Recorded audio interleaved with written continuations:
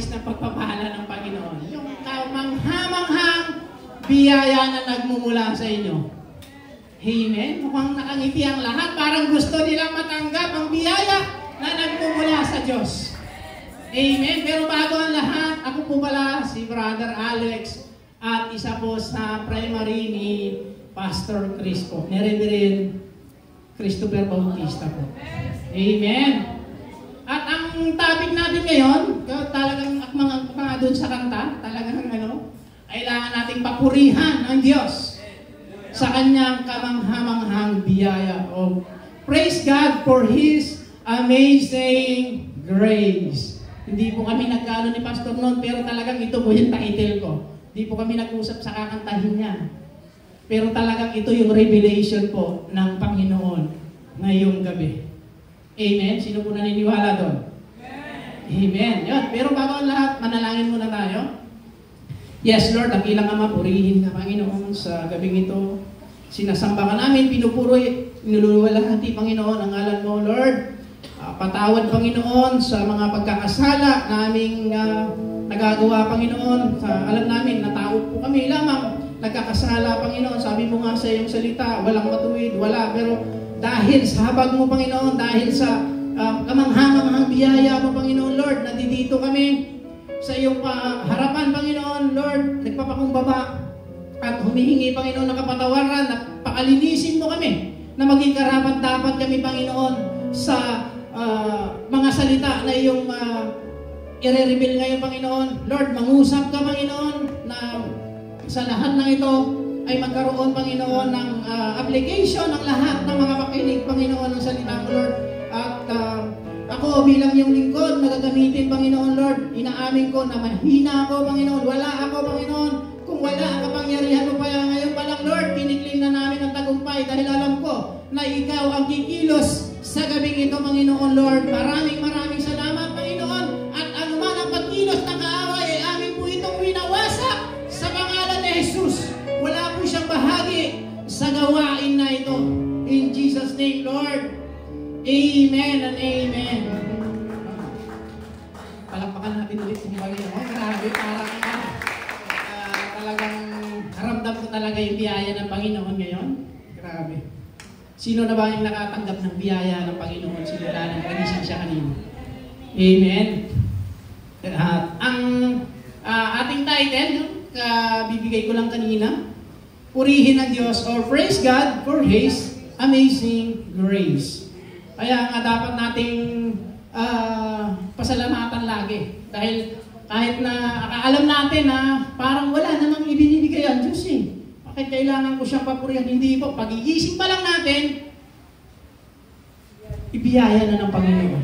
Habang naglalakad tayo, nakagpapahinga tayo, humihinga tayo, biyaya po ng Panginoon. Amen?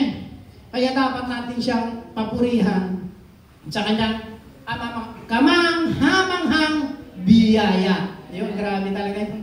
Talagang inaral ko pa to yung ng Tagalog ng Amazing Grace. Kamanghamangha talaga. Grabe. Kamanghamanghang biyaya. Dahil gusto ng Panginoon, sabi niya nga sa 1 Timothy chapter 1 verse 14, ito po yung ating key verse. Pinasagana sa akin ang kagandahang loob ng ating Panginoon at ipinagkaloob niya sa akin ang pananampalataya at pag-ibig na natatagpuan sa ating pakikipag-isa kay Kristo. Ibig sabihin po, may biyaya mo tayo pag nakipag-isa na tayo kay Kristo. Sino pa po yung hindi nakipag-isa kay Kristo dito? Naasang kamay? Wala na. Ibig sabihin, tinatanggap na natin ang biyaya na nagmumula sa ating Panginoon. Amen. Sabi nga dito, sa number 1, God's grace is greater than your sin and your past. Bakit? Grabe. Mas maano po yung Panginoon sa mga pagkakasala nating nagagawa, sa ating mga nakaraan, na anuman ang mga nagawa natin noon, mas kahanga-hanga ang kayang gawin ng Diyos sa buhay natin. Sino po ba yung nakakilala kay Apostol Pablo? O kilala na natin lahat si Apostol Pablo? Amen? Na kahit na ako yung inutusan nun siguro, kung alam kong mamamatay tao siya, ay parang ayoko rin. Sabihin ko, Lord, mamamatay tao po yung tao na yan, tapos gusto nyo, ko siya, ipag-pray para tanggapin niya yung kapangyarihan mo. Sino kaya yung gusto nun? Sino kayang gawin pala nun? Wala. Ganun po yung Panginoon dahil pinili niya tayo. Ganun din ang pagkapili niya kay Apostol Pablo. Na bagamat sa kanyang kasalanan, sa kanyang nakaraan, siya ang pinili ng Diyos. Tunay nga ang salita ng Diyos ay pinili niya ang mahina at mangmang para hiyain ang marunong. Amen? Sino po ba yung naniniwala doon? Ganun po pumili ang Panginoon, kaya kamangha-mangha yung kanyang pamamaraan. Amen? Sabi dito sa Acts chapter 9 verse 13 hanggang 15, sumagot si Ananias, Panginoon, marami na pong ang nagbalita sa akin tungkol sa taong ito, sa mga kasamaang ginawa niya sa inyong mga hinirang sa Jerusalem. Sa 14, at naparito siya sa Damasco, taglay ang kapangyarihan galing sa mga punong pari ng mga Hudyo upang takpin ang lahat ng tumatawag sa iyong pangalan. Gaano po ba? Tingin nyo, gaano ka-rebelde dati si Apostol Pablo? Dahil ang nyo dun lahat katulad natin ng mga mananampalataya, nung hindi pa siya nakakilala sa Panginoon, malamang ay tutudasin niya rin tayo. Amen po ba? Wala po siyang pinapatawad at pinapatay niya po yun. Pero, napakabuti ng Panginoon dahil kamangha-mangha ang kanyang pamamaraan upang tawagin ang kanyang mga pinili at hinirang. Amen? Ganun po tumawag ang Panginoon. Sabi sa 15, ngunit sinabi sa kanya ng Panginoon, pumunta ka roon sapagkat pinili ko siya upang ipangaral ang aking pangalan sa mga hintil, sa mga hari, at sa mga anak ng Israel. Grabe. Sino po yung una? Unang sinabi ng doon, hintil. Sino po yun? Tayo po yun. Amen. Tayong mga hintil. Ibig sabihin, doon pa lang talagang inano na po ng Panginoon sa atin na mahal tayo ng Panginoon at mararanasan natin ang kamangahamanghang pagpapala na nagmumula sa Kanya. Hindi po binanggit dito, ang unang binanggit dito, kaya nga sabi ko, hintil, ibig sabihin, tayo pala ang unang kinahabagan ng Panginoon.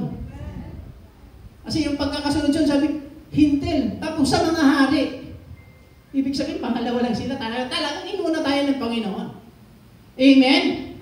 Amen. Sino pong naniniwala doon? Na talagang kahit anong sama ng tao, gagamitin niya pa rin.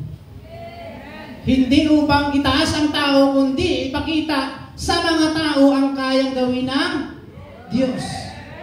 Ganun po kamangha-mangha ang paggamit ng Panginoon sa bawat tao. Amen? Sabi pa dito sa Acts chapter 26 verse 9 hanggang 12, ako rin noong una ay dapat kong gawin ang lahat ng aking magagawa laban sa pangalan ni Jesus na taga Nazaret. Ganoon nga ang ginawa ko sa Jerusalem. Maraming Kristiyano ang aking ipinabilanggo batay sa kapangyarihang ibinigay sa akin ng mga punong pari ng mga Hudyo. Isya rin ako sa mga humatol ng kamatayan sa kanila. Grabe. Yun yung paghatol ni Apostol Pablo. Grabe. Hatulang ka na kagad na, papatayin ka na. Dahil siya mismo yung pinag-ginamit Talagang kung paano siya ginamit ng kaaway upang puksain ang mananampalataya, ganon din siya ginamit ng Panginoon upang ang lahat ay makakilala sa Kanya at manampalataya sa Panginoon. Amen? Sabi sa 11, pinupuntahan ko ang bawat sinagoga at sinuman sa kanila na ang abutan ko roon ay pinaparusahan ko. Upang piliting magsalita laban kay Jesus. Kanino daw? Ngayon, ang ginagawa niya, kahit wala na si Apostol Pablo sa panahon natin ngayon, ginagamit pa rin siya ng Panginoon upang tayo ay akayin patutuhanan, ipatotoo ang buhay niya na siya ay isang dating masama at binago ng Panginoon. Sabi pa dito, sa tindi ng puot ko'y pinag-uusig ko sila kahit sa mga lungsod sa ibang bansa. Ibig sabihin, umabot po sa ibang bansa yung paghatol po ni Apostol Pablo, yung pagpatay niya. Yung hatol niya doon, kamatayan talaga eh. Paano niya pinuksa? Pinatay niya yung mga mananampalataya. Ganun po siya. Pero dahil ginamit siya ng Panginoon, ngayon, hanggang sa kapanahunan natin ngayon, yung mga salita na kanyang isinulat ay naging patotoo rin kung paano siya ginamit ng Diyos sa buhay natin. Amen? Pangalawa, God's grace display His unlimited patience. Pasensyuso po ang ating Panginoon. Pinakikita niya sa atin kung gaano siya kapasensyoso, ano man ang ginawa mo, ano man ang naging kasalanan natin. Pag lumapit tayo sa Panginoon, pinapatawad pa rin niya tayo.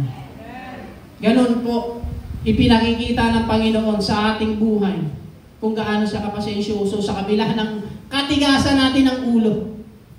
Sino po ba yung umamin dyan na matigas yung ulo niya? Amen. Ako rin po.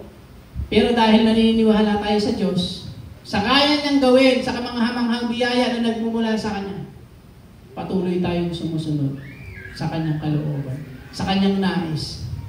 Amen? Sabi niya sa 1 Timothy chapter 1 verse 15 hanggang 16, totoo ang pahayag na ito at dapat paniwalaan ng lahat, si Kristo Jesus ay dumating sa sanlibutan upang iligtas ang mga makasalanan. At ako ang pinakamasama sa lahat ng makasalanan. Grabe. Ganun po i-identify ni Apostol Pablo yung kanyang sarili. Siya yung pinakamakasalanan sa lahat ng makasalanan. Amen? Sabi dito sa 6, ngunit akong pinakamasama ay kinahabagan. Ito na po yung habag ng Diyos. Upang ipakita ni Kristo Jesus ang kanyang di masukat na pag-ibig sa akin at upang ito'y maging halimbawa sa mga sumampalataya at bibigyan ng buhay na walang hanggan. Ito po yung habang nananampalataya tayo sa Panginoon. Ito po yung makakamta natin. At bibigyan ng buhay na walang hanggan. Sino po yung nais niyan? Amen. Tayong lahat. Gusto natin ang buhay na walang hanggan na nagmumula sa Panginoon. Kaya dapat natin siyang papurihan.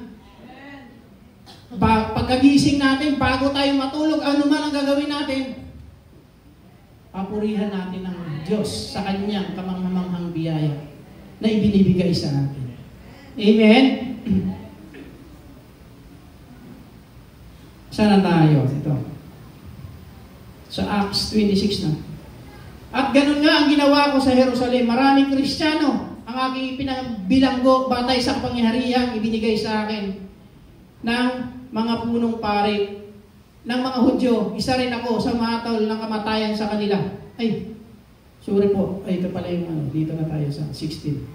Sa Lucas chapter 19 verse 10. Ito. Sa Luke chapter 19 verse 10, ang anak ng tao ay naparito upang hanapin at iligtas ang naliligaw. Tingin po ba natin, pagka may mga naliligaw dyan, may naliligaw, nakita natin dito, may maraming nagtatanong dyan, minsan sa labas eh. Pag may naliligaw po ba dyan, itinuturo po ba natin ang tama? Amen. O baka mamaya, minsan, nandito na yung kanto na, ano po yan eh, messenger pa ako nun eh. Saan ba ako nun? Tundo, balot Tondo. Sa dapat pupunta ako ng, saan ba ako pupunta nun? Nabutas. Dapat pupunta ako ng Nabutas. Sabi niya, dito ako sumakay. Pagtingin ko, bumalik ako ng Tayuman, pabalik ulit ako ng opisina. Laya, sabi ko, grabe naman itong tao na ito, wala man lang kaano-ano sa kapwa niya. Tapos nagulat na lang ako ng, inasakay mo yung, jeep. Sabi ko, hindi ko kasi natingnan yung, yung signboard. Basta sabi niya, sumakay ka na dyan. Hindi, sumakay naman ako kasi nagtatanong ako eh. pagulat mo, papunta LRT na to, babalik ako ng LRT. Dapat pupunta ako ng Balot Tondo, pagbaga ako doon, pupunta na ako ng Nabotas. Pagbalik wala. Tayuman pa rin. Ibig sabihin, may mga tao talaga na kaya tayong iligaw. Pero, ang hapag at ibig sa atin ng Panginoon, ang kanyang kamangha-manghang pag-ibig sa bawat isa, kahit haligaw tayo, pilit niya tayong dinadaan sa tamang daan. Amen. Hindi niya tayo hinahayaang maligaw. Pagkos tayo ay inililigtas niya tayo. Kasi minsan yung kuya, pagka inailigaw ka, tumawa ka yun, pagtalikod mo eh. Sino po yung nakano? Naku, papalik yan, naliligaw yan. Ganun po, lalong-lalo na pagka, ranas ko yan dati, nung sa Quiapo. Kasi, ilang taon ako sa Quiapo, siguro mga, ilang taon na ba ako kayo? 44, magpo-44 na ako, siguro halos 20 years ako dyan. Sa Quiapo, kasi 18 years old pa lang ako. Hindi, wala pa nga, 17 years old pa lang ako, nandyan na kaagad ako bumagsak eh. Nung unang dating ko sa Maynila, Quiapo kaagad yung binagsakan ko. At makikita mo, noong mga panahon na yon, nandyan yung mga masasabi nating ano ng lipunan. Nakikita napapanood nyo yung yung ano ni hindi, ayun ba Quiapo? Yan, totoo po yan. Yung mga inaano po ni Coco Martin ka. Totoo po yan. Yung mga ano dyan, mga ganggang, yung, tapos yung mga nangihingi dyan, mga limos. Totoo po yan. Yung mga nagtitinda, may mga bayad po yan sa mga, wala pong bayad yung ano dyan, pero yung may mga humahawak na tao dyan, yun yung binabayaran nila. Yun nga yung sabi dati ni Mayor Escona, yung etnib, tama po yun. Ganyan po ang kalakaran dyan sa lugar na yan. Pero, makikita mo, nasa gitna na po sila ng simbahan. Nagkakaano pa rin sila ng pagkakasala. Pero dahil mahal sila ng Diyos at ayaw ng Diyos na sila ay maligaw, gumagawa pa rin ang paraan ng Diyos upang iligtas sila. Amen? Ganun na po, matagal na ganun pa rin. Siguro hindi pa nga ako pinanganak, ganyan na rin yung mga kalakaran dyan hanggang ngayon. Pero dahil sa pagmamahal ng Diyos, pilit po silang binabago. Kaya nga yung mga patutuo dyan, minsan yung may nakakausap akong matanda dyan, sabi ko, ilang taon na kayo? Kahit yung kasama ko sa trabaho, ilang taon na po kayo? Sabi ko, tayo, matagal na po akong namamanata dito. Pero, sabi ko, nagkakatotoo naman. Sabi, nagkatotoo naman. Pero, sabi ko, ganun po rin ang Panginoon na hindi tayo pinababayaan basta lumapit lang tayo sa Kanya at tumawag. Ganun po yung pagmamahal sa atin ng Diyos. Amen? Na kahit makasalanan tayo, ayaw niya tayong maligaw. Gusto niya tayong iligtas. At ang kaligtasan yon, libre po yun, na ibinibigay sa atin ng Panginoon. Amen? At pangatlo, ito yung God's grace should motivate you to persevere your faith. Ito kung kailangan po mag-motivate sa atin ang pananampalataya.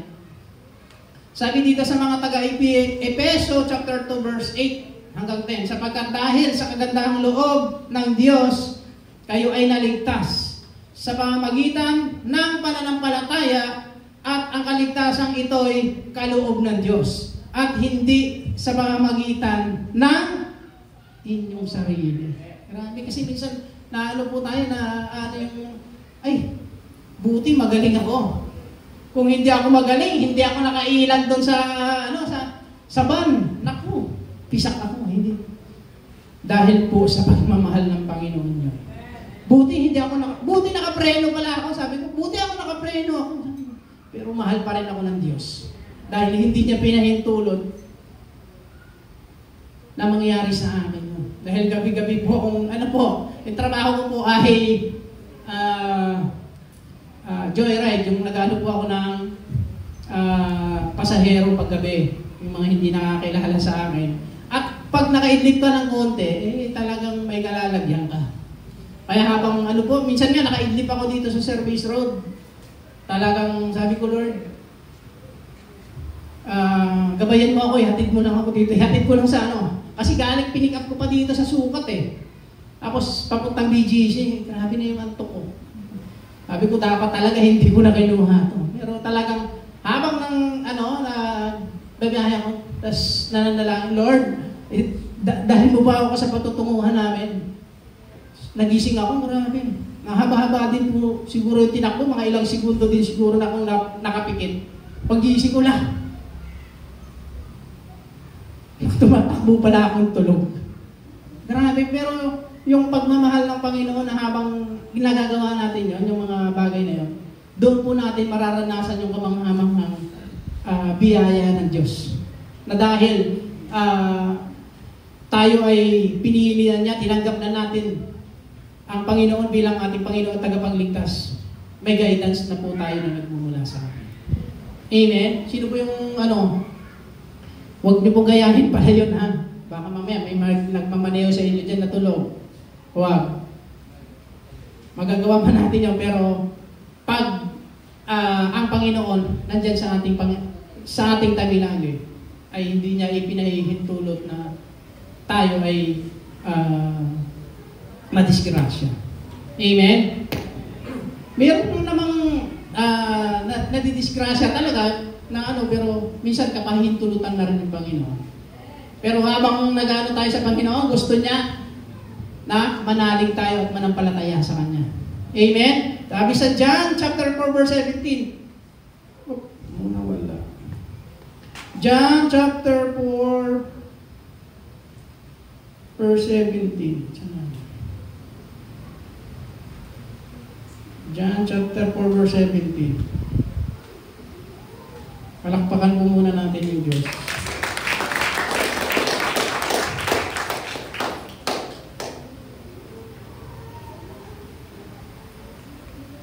Ito po yung sa sinabi niya doon sa babae na kahit na wala kang kaya mong magsisinungaling ka, yan. Wala po akong asawa, sagot ng babae. Sinabi sa kanya ni Jesus, tama ang sinabi mo, wala kang asawa. Sa 18, sapagkat 5 na ang iyong naging asawa. Ano po yung nito? Ang nito ng Panginoon, ang mensahe nito, na hindi tayo dapat nagsisinungaling. Pag Panginoon ang kausap natin, wala tayong maitatago. Kaya dapat natin siyang purihin, Lord, salamat. Pagka wala kang tinatago, ang pagpapala ng Panginoon ay makakamtan natin. Amen? Kapag wala tayong tinatago, malinis yung budhi natin, malinis yung puso natin, lagi tayong nakangiti at nagpapasalamat sa Diyos. Sabi dito sa sa 10 ng Ephesians chapter 2 verse 10, sapagkat tayo nilang ng Diyos nilikha sa pamamagitan ni Kristo upang iukol natin ang buhay sa paggawa ng mabuti. Iyan ang layuning pinili ng Diyos para sa atin noong una pa man. Ibig sabihin po, kabutihan at hindi po yung kasinungalingan. Amen?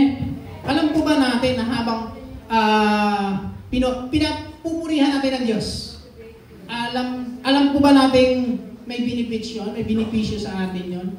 Na habang pagkagising natin, Lord, salamat, bago tayo masulog, salamat ulit. Yun yung benepisyo, na mayroong benepisyo habang tayo ay nagpupuri sa Diyos. Kasi minsan, nakakalimutan natin. Minsan nga, kahit sa pagkain na lang, minsan pagka gutom ka na, hindi ka na nakakapagpasalamat. Kakain ka na lang, tapos, hindi mo pala napasalamatan ng Diyos. Kaya dapat lagi po nating alalahanin yung kamanghamangan ng biyaya sa atin. Sabi dito sa sa number 1 ng benefits of praising Him. Ito yung habang pinupuri natin siya, may benepisyo po yun. Sabi dito, the grace of God brings salvation. Yun. Sino po ba yung nais ng salvation? Ito yung tinanong ko kanina. Sabi niya sa mga Efeso chapter 1 verse 7 hanggang 8, tinubos tayo ni Kristo sa pamamagitan ng kanyang dugo. At sa gayon ay pinatawad ang ating mga kasalanan. Ganoon kadakila ang kanyang kagandahang loob. Grabe. Kung paano tayo binago ng Panginoon, hindi niya lang tayo binago, kundi gusto niya tayong gamitin. Gamitin upang maging patutuurin sa iba. Sabi dito, sa gayon, pinatawad ang ating mga kasalanan.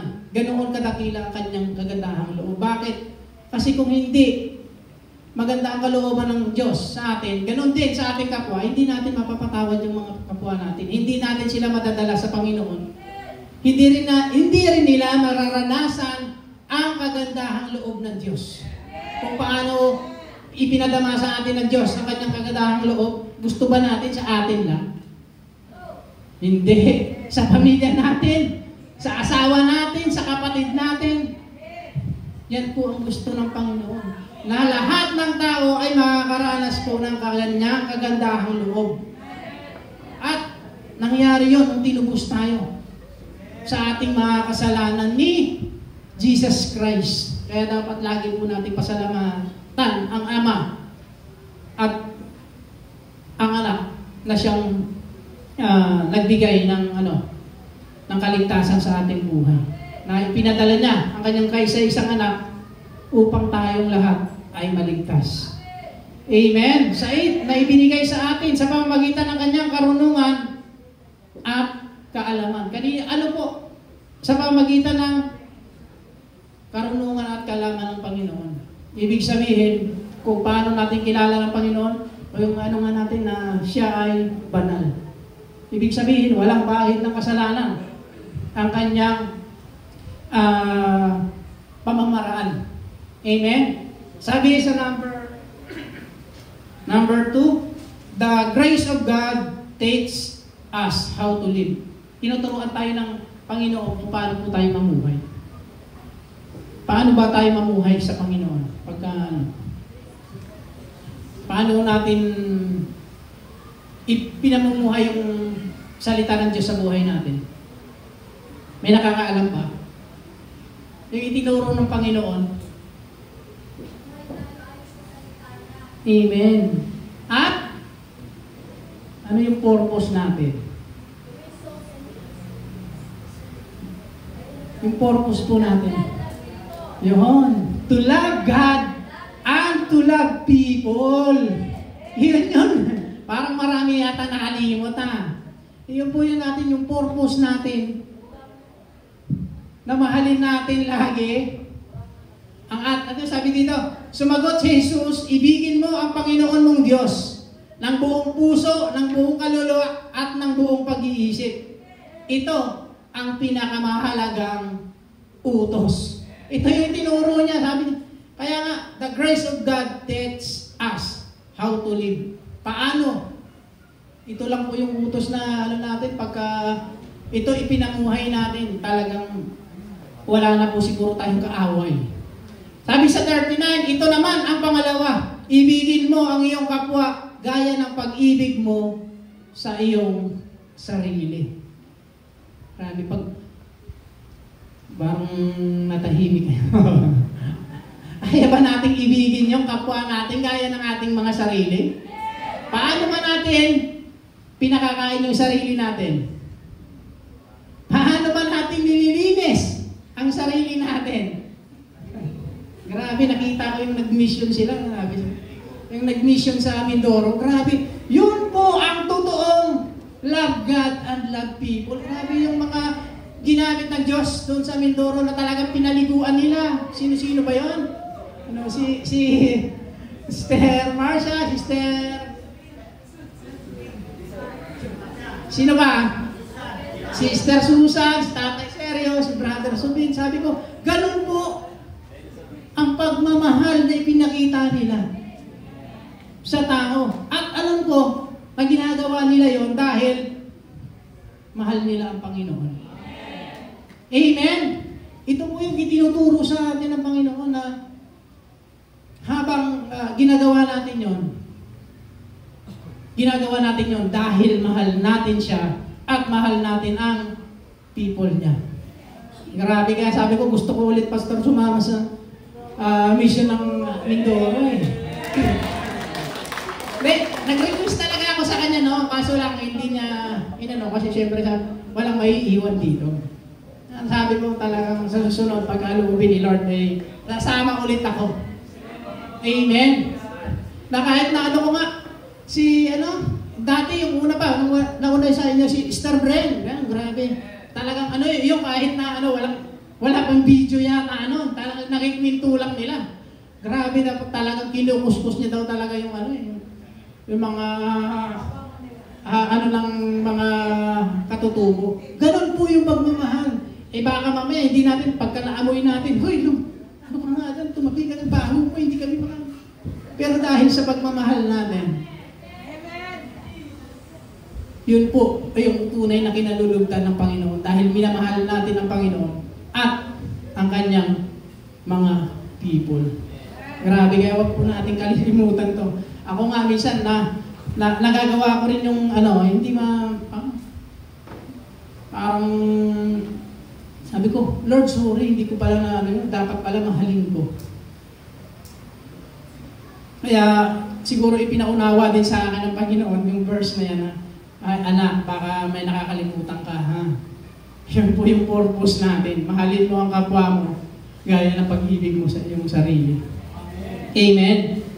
Sabi dito sa Luke chapter 19 verse 10, ang anak ng tao ay naparito. Bumalik ako, sorry. Sa Micah chapter 6 verse 8, Micah. Itinuro na niya sa iyo kung ano ang mabuti. Ito ang nais ni Yahweh. Maging makatarungan ka sa lahat ng bagay. Patuloy mong mahalin ang iyong kapwa at buong pagpakumbabang sumunod ka sa iyong Diyos. Grabe. Buong pagpakumbabang sundin natin pala ang Panginoon. Ito po yung sabi ko, nire-reveal sa akin ng Diyos na talagang sabi ko, Lord, sorry po. Minsan kasi ko rin sa kapwa ko, pag sinigawan ako, sumisigaw din ako eh. Dapat palang ganun lang. Pag sinisigawan ka, subukan po nyo. Ay, nagawa ko yun eh. Habang pinusinahan ako ng kotse sa likod ko, kasi parang bumagal ako. Yung isa stoplight, parang hindi mo na ako mabante. Sabi ko, nung nilagpasan niya ako, ngumiti eh. Ngumiti po, totoo po. Ngumiti po siya. Kasi kung nung sinigawan ka, tapos sinigawan mo rin, mag-aaway kayo. Pero dahil sinabi mo na, mahal mo siya, nag-ano po yung tao eh. Ay, sorry. Kung malapit lang siguro, ako na baka humihingi ng sorry yung tao na yun eh. Pero hindi po, nag-ano lang siya eh. Nagkusina tapos parang kumaway na humihingi ng sorry. Amen? Sabi dito sa pangatlo na tayo. Malapit na tayong matapos. The amazing grace of God, ito, give us hope. Ito po yung ibinibigay sa atin ng Panginoon, yung pag-asa. Sabi dito sa mga awit chapter 42 verse 11, bakit ako nalulungkot? Bakit ako nagdaramdam? Sa Diyos ako'y may tiwala. Siya ay aking aasahan. Magpupuri akong muli. Pupurihin walang humpay ang aking tagapagligtas, ang Diyos na walang hanggan. Ito minsan yung pinapaalala sa atin eh. Bakit tayo nalulungkot habang sumusunod tayo sa Diyos? Kasi ako, ko yun. Sabi ko, Lord, sumusunod naman ako sa inyo ah. Bakit? Parang may kulang. Hindi ko minsan, nagkukulang kami sa bayarin. Nagkukulang kami sa pangangailangan namin. Naghahabol ako lagi ng bayaran sa kuryente. Hindi ko kung kailan may disconnection notice na ng isang araw na lang, tsaka parang ako magbabayad. Ay, minsan nga, mas napuputulan pa kami bago ako magbabayad. Pero sabi ng Lord, talagang magantay ka lang anak, patuloy ka lang na gumanap, patuloy kang sumunod, ibibigay ko yung gusto mo. Yun po yung nais ng Panginoon na tayo, kahit ako, grabe yung parang kakulangan namin ng mga nakalipas na buwan. Sabi ko, ano ba to? Lagi na lang ganyan. Kulang na naman. Kahit na magdamag ka ako nagbabiyahe, pag ubos na naman. Pero pinaunawa sa akin ang Panginoon na tuloy lang. Kasi minsan naalo ko yun, Lord, bakit ganito? Sumusunod kaya nga ako, nag-ano sa'yo, sumusunod naman ako eh. Bakit pakiramdam ko kulang? Pakiramdam mo lang yun. Pero, hindi ka pinagkukulang ng Panginoon. Amen? Dahil ang lahat ng kakulangan natin ay siya ang magpupuno sa atin. Amen? Sabi dito sa Isaiah chapter 40 verse 31, ngunit muling lumalakas at sumisigla ang nagtitiwala kay Yahweh.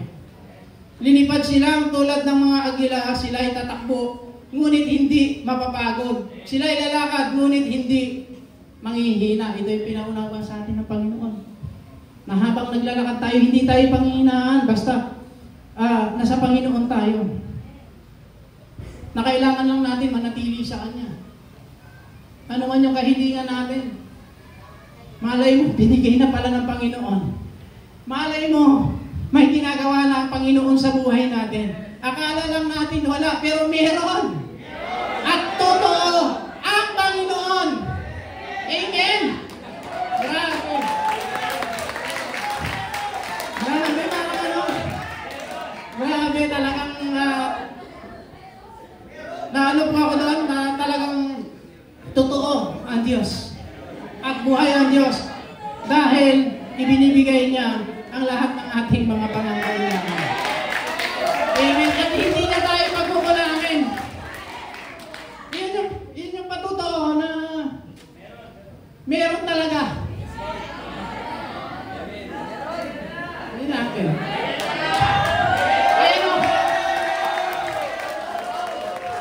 Ayun yung patotoo ng Panginoon na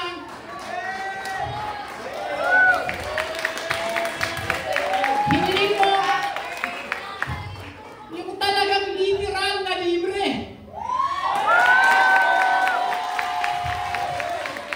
Sabi ko nga, bumili na, di ba na-preach ko nung nakarami, bili lang kami ng cellphone eh. Tapos, ito yung binili kong cellphone, ang sinukli na ako. Check. Tapos, ganun po na, ano pa yun, ang kanyang pamamaraan, ang kanyang hangang biyaya. Yan po yung pamamaraan ng Panginoon na sabi ko, Lord, matagal ko lang hiningi yung ano, pero nung hinawakan po namin to, hinawakan ko talaga yung kotse. Nung sabi ng ito, raffle po yan, sir, sige. Nung nakita ko, sabi ko, sige, hawakan na natin, Lord, salamat sa kotse. Pero talagang binigay niya eh. Ganun po yung katagal na ang Panginoon. Nasabi ko, hindi naman ako maswerte sa mga kalagulutan noon. Hindi nga ako nananalo sa mga raffle. Pero ito yung patunay kung gaano kumilos ang Diyos sa pamamagitan ng kanyang kamangha-manghang biyaya. Kaya pasalamatan po natin ang Diyos at papunihan natin siya. Nangyari po yan. Hindi, pwede naman, sabi ko, bakit? Pwede naman sa buhay. Pwede naman sa dito bigutan, pwede naman sa sukat, pero talaga hindi dala niya ako doon. Sa basinag. Ganun po yung kamangha ng biyaya. Ganun po, kumilos ang Panginoon sa Diyos, sa buhay natin. Amen? Grabe. Sabi ko, Lord, pasalamatan natin ang Panginoon at aminin natin na tayo ay mahina. Tanggapin natin na mahina tayo. Accept natin ang kahinaan natin. At magtiwala tayo sa Panginoon sa lahat ng ating alalahanin. Ito po yung kahangahangang kung ano niya eh. Sa akin, sabi ko, Lord, hindi ko pa alam. Sabi ko, may nagpadala ba galing ng probinsya ng ano? Kasi sa LBC yan eh. Pinadala ng LBC sa... Maaga pa lang nag-text na sa akin yung LBC. Sabi ko, wala naman akong pinaano na package galing sa ano, sa probinsya. Sino kaya yan? Tumawag pa ako sa bahay. Sabi niyo, huwag niyong anuhin baka may dumating na package dyan, baka ano yan. Eh, ito pala yung binigay ng Panginoon. Ito po ang bilis ng Diyos. At talagang literal, sabi ko, Lord, habang yun nga, yung patutuon ni tatay, talagang naikwento ko sa kanya. Kaya yung sinasabi niya sa atin nung linggo, nung meeting pala, nung nag-meeting, talagang, ano na po yun tayo. Ito na yun. Yung dati nagmumotor tayo, sabi ko, darating ang araw, paglihatid kita, kotse na tayo. Grabe. Kaya talagang natandaan ni tatay yan. Sabi ko, Lord, ito yung ano mo, na pamamagitan yung ano niya. Kaya nga sabi ko, kahanga-hanga talaga kung paano magbigay ang Diyos. Eh, hindi natin nakalain sa pamamagitan niya ibibigay. Amen. Ito yung last verse natin.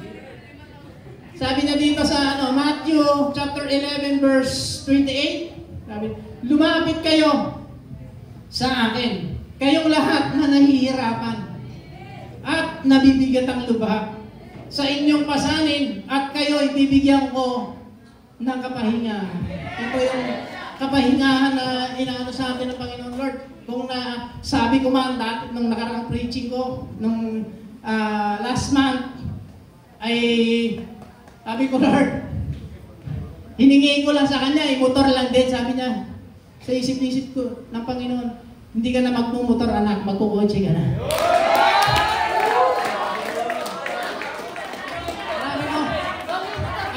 Yung cellphone ko, nung nag-preach ako dito kasi kumukurap-kurap na yun, kaya na ano ko rin, na testimony ko rin, na sabi ko na magkano ako ng cellphone, binigay niya. Habang binigay niya yung cellphone, yun yung sukli niya. Dahil isang ano lang niya, ibinigay niya lahat. Ganon po yung kahanga-hanga na biyaya na nagmumula sa Panginoon. Bibili na lang ng cellphone, susuklian ka ng kotse. Grabe ang Panginoon. Palakpakan natin ang Diyos. Amen. At wala tayong sa buhay natin na dapat lagi lang tayong sumunod. Sumunod tayo. Itong last verse sa Philippians chapter 2 verse 8. Kasi ito yung parang sa akin, bakit ko sa Panginoon yun. Sa mga taga-Pilipos chapter 2 verse 13 hanggang 14, sapagkat ang Diyos ang kumilos sa inyo upang inyong naisin at isagawa ang kanyang kalooban. Gawin ninyo ang lahat ng bagay nang walang pagtutol at pagtatalo. Ito minsan, yung tawag dito, yung nagiging sagabal, bakit hindi natin nararanasan ang kamanghamanghang biyaya ng Diyos? Kasi minsan nagtututol tayo. Nagtatalo yung isip natin, ibibigay niya kaya to? Yun yung kaya kailangan sabi na dito, gawin ninyo ng lahat ng bagay na walang pagtutol at pagtatalo-talo. Amen! Yun lang ang nais ng Panginoon na habang ginagawa natin ang bagay para sa Kanya, ibigay natin yung the best. Ibigay natin yung kaya natin para sa Panginoon. At alam ko, hindi siya liko. Sabi niya nga sa Matthew 6:33, seek first the kingdom of God and His righteousness, and all these things shall be added unto you. Yun po yung kahanga-hangang biyaya ng Diyos sa buhay natin. Habang sumusunod tayo, serve ng serve. Amen. Grabe. Ganun po kumilos si Lord sa buhay natin. Kaya, panghawakan natin yung salita niya. At habang sumusunod tayo, huwag po nating wala na tayong sa dibdib natin. Parang yung nagtututol, Lord, para sa iyo to, ibibigay ko ang the best ko. Amen. Yung palakpakan natin ng Diyos. Pasalamatan natin siya sa kanya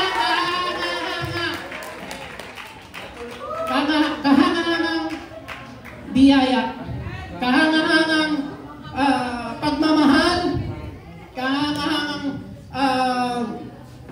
kabutihan sa atin. Kaya dapat lagi natin siyang papurihan. Kaya sino naka ng title natin? Yung title natin? Ay, wala nang nakaano. Ha? Yun!